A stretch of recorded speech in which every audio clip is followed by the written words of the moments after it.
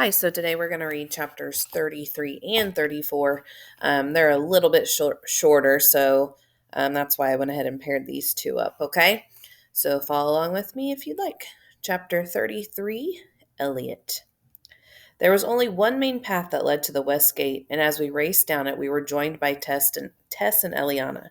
Tess held up a lumpy pillowcase, and I felt myself relax the tiniest fraction of an inch. One more section of campus safe. A minute later, we almost ran right into Corbin and Blake as they burst through the shrubbery and onto the path in front of us. They hadn't managed to grab a bag, and their hands were full of the small black explosives. The sight was unnerving, but where were Serena and Sam? I wondered as the rest of us hurled around the last bend in the path and saw the west gate.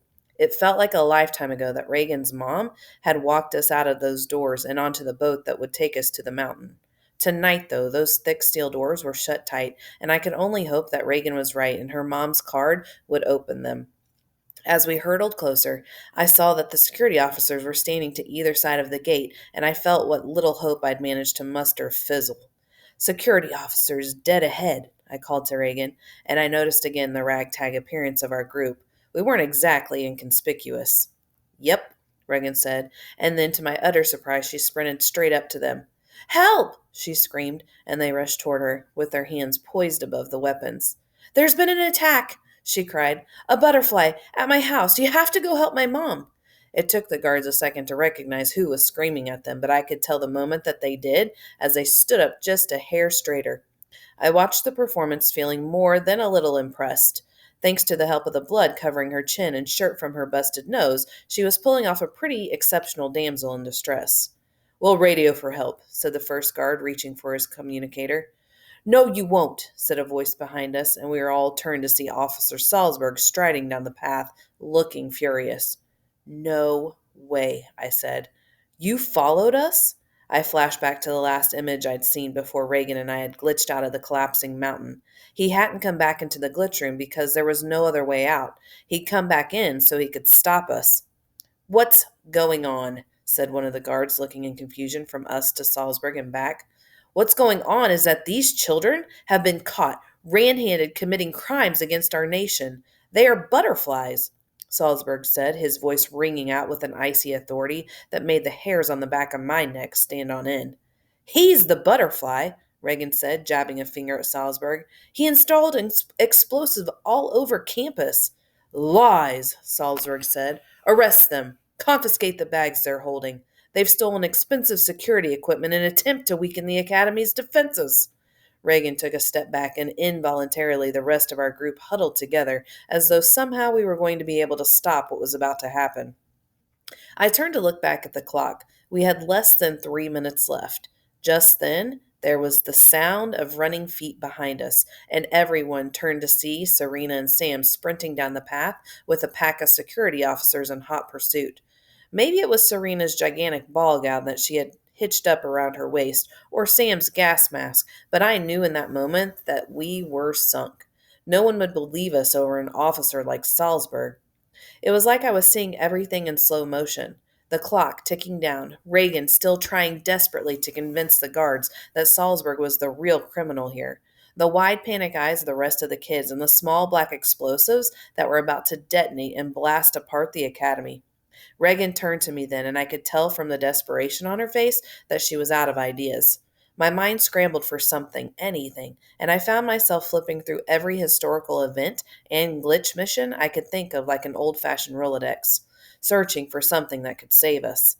Nothing had prepared me for this, not my studying, not the classes, not even the practice simulations I'd done with Reagan, where the worst case scenario was that one of us would get annoyed and use our chaos cuffs to exit the situation, and then it hit me. This was the mission.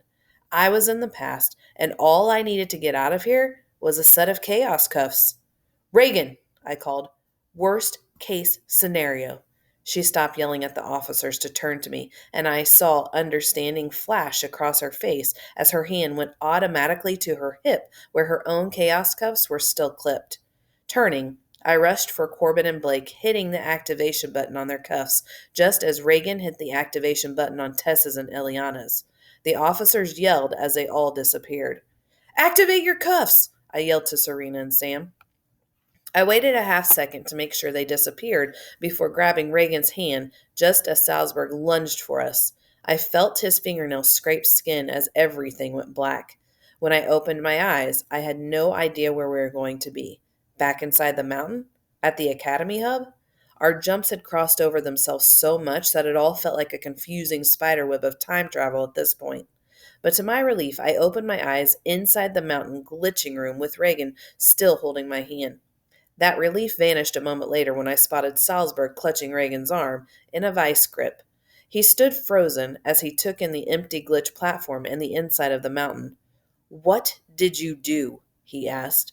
I looked over at Reagan, who had the same wide-eyed look of horror as Salzburg. "Where is everyone?" Reagan asked, whirling away from Salzburg grip to look behind herself at the eerily empty glitch platform. My heart did a funny hiccup in my chest as I realized that the rest of our friends and the bombs they'd been carrying were nowhere to be seen. What had happened? I didn't have time to think about it, though, because Salzburg chose that moment to launch himself off the platform and race for the bank of computers. Before I could stop her, Reagan threw herself after him. She landed on his back like a monkey and wrapped her arms around his neck. I stood frozen as he dug his fingernails mercilessly into her arm. "Elliot!" Reagan yelled. "Do something!" But I had no idea what to do. I was holding a bag of bombs that were set to detonate at any moment, and my partner had the guy responsible for them in a headlock. What should I do first? Bombs, I decided. The bombs were the priority here. Leaving my bag of explosives on the platform, I jumped off of it and rushed past Reagan and Salzburg, heading for the computers. "Thanks for the help!" Reagan yelled after me, but I ignored her as I quickly typed a few keywords into the computer's state-of-the-art history search engine. I needed somewhere I could ditch a bag of explosives without it causing major damage to the past. The first thing that came to mind was Chernobyl, but I almost immediately dismissed the idea. It was nuclear, which always involved a lot of equipment and prep work, and besides that, we really couldn't mess with Ukraine's history without a sanction from their glitch department. What I needed was a big explosion that didn't kill anyone, and that was tricky. I looked up to ask Reagan, but she had her hands more than full with the flailing Salzburg. I shut my eyes, thinking hard. There was a test in New Mexico in 1985. If I remembered correctly, and I almost always remembered correctly, it was called Minor Scale, and it was the largest non-nuclear explosion ever detonated. It would have to work. We were out of time. I quickly punched in the correct coordinates and raced for the platform as the clock above it started counting down. I skidded to a stop on the platform to collect the odd bundle of explosives like some kind of terrible Santa Claus and turned to see Reagan leap off Salzburg back and roll clear as he came up swinging. I'd forgotten just how good she was at hand-to-hand combat when she didn't have a hoop skirt in her way. Reagan looked up then, and I saw the horror register on her face as she realized why I was still standing there. Someone was going to have to take the bombs to their final resting place, and that someone was going to be me.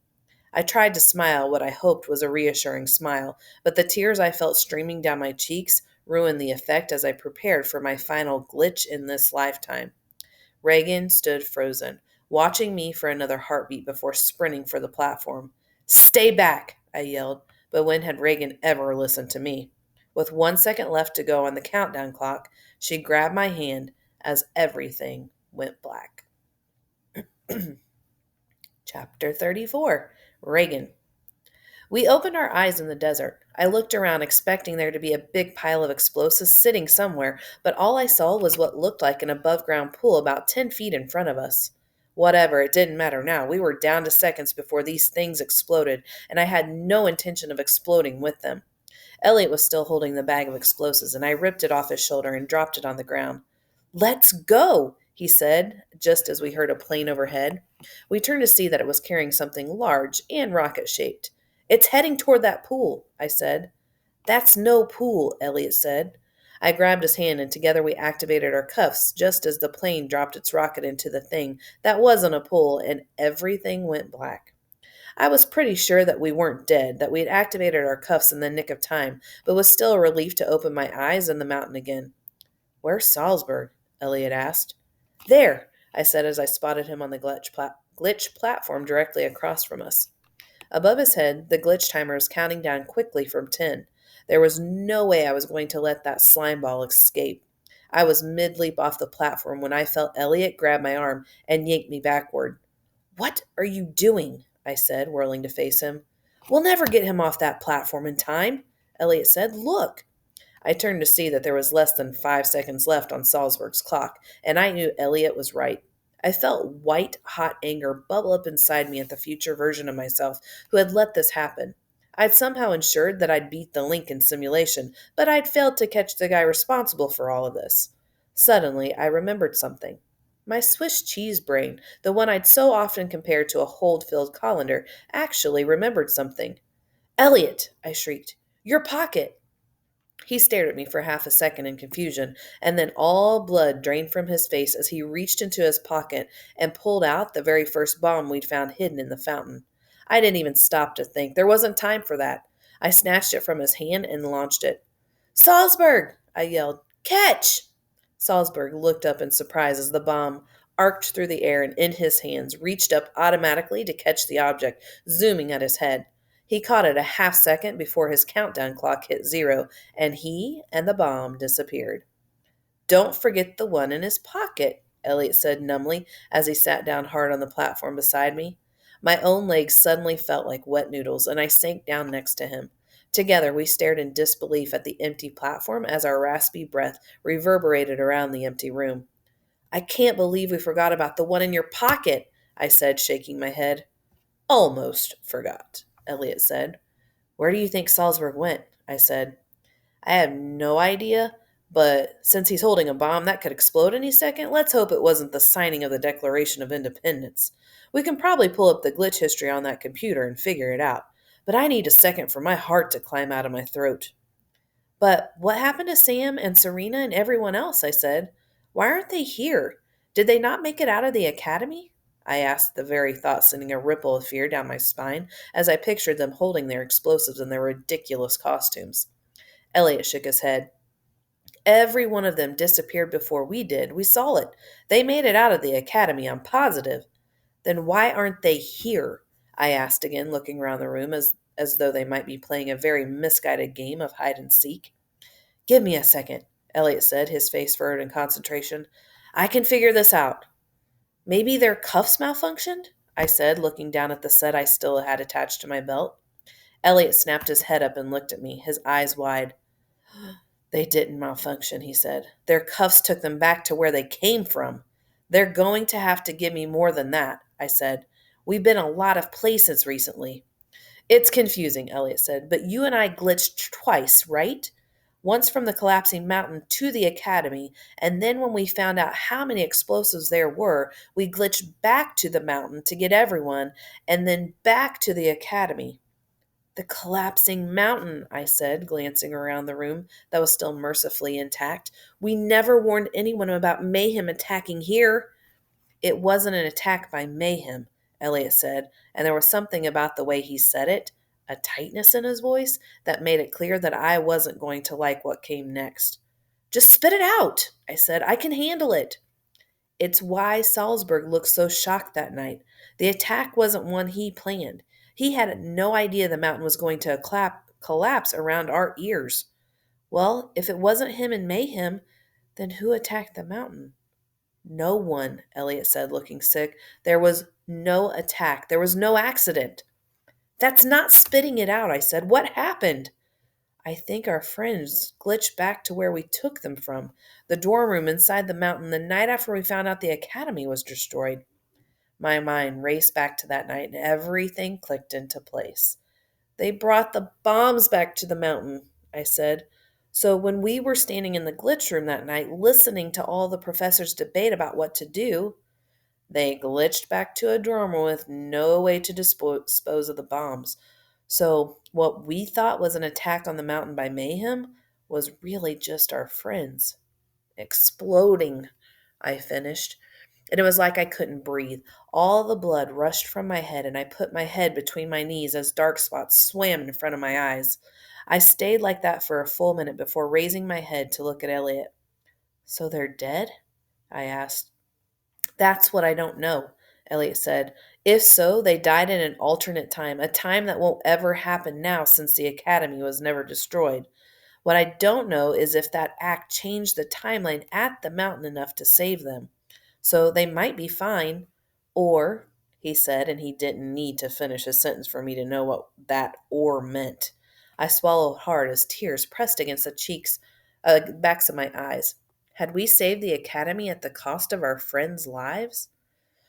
Okay, Elliot said, breaking the sober silence a few seconds later. We can't sit here and freak out about something we aren't even sure has happened. The odds are that they are fine. What we need to focus on now is us.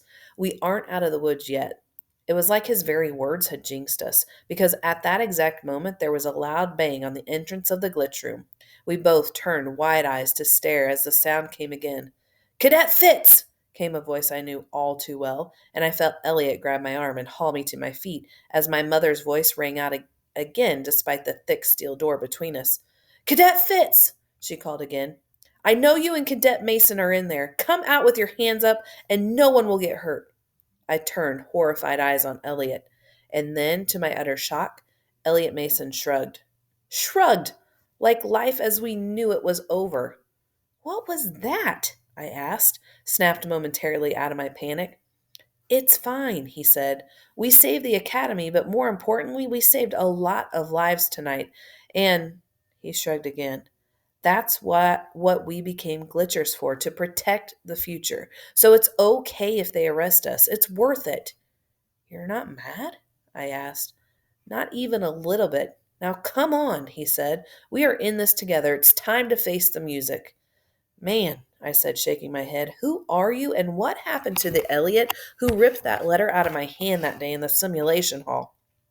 Cadet Fitz, my mom called again, but I barely heard her as Elliot and I turned to look at one another in horror. The letter, we said at the exact same time.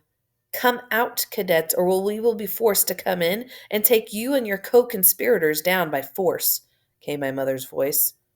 Co-conspirators? I said, and then shook my head as I realized that she was talking about Tess and Eliana and the rest of the kids we brought to the academy in our attempt to save it. But of course, they weren't here, and their fate was still unknown. Get the glitch programmed, I said to Elliot, glancing around frantically until my eyes landed on a stack of white papers. I grabbed one and turned around to find Elliot holding up an eerily familiar white envelope. Do you remember exactly what the letter said? He asked. I think so, I said as I started writing out the letter that would change everything. Please, don't forget to put the bullet point about the bomb in my pocket, Elliot said, never taking his eyes off the computer screen in front of him. Cadets, we are giving you to the count of 10, and we are coming in, yelled Calloway, and I scribbled off the last of the note. There was something about seeing that rushed bullet point list and finally understanding why it looked that way. That sent a shiver down my spine. I was already turning to the platform when I remembered something and whirled to write my name in big, bold script across the front. Hurry up, Elliot called, and I glanced up to see him tuck his own envelope in his pocket. But before I could ask him what it was, he'd hit the countdown, and I sprinted for the platform. There was a loud bang from the direction of the door, but I didn't dare look back. I leaped the final step and grabbed Elliot's hand, and together we glitched back to the moment before it all began.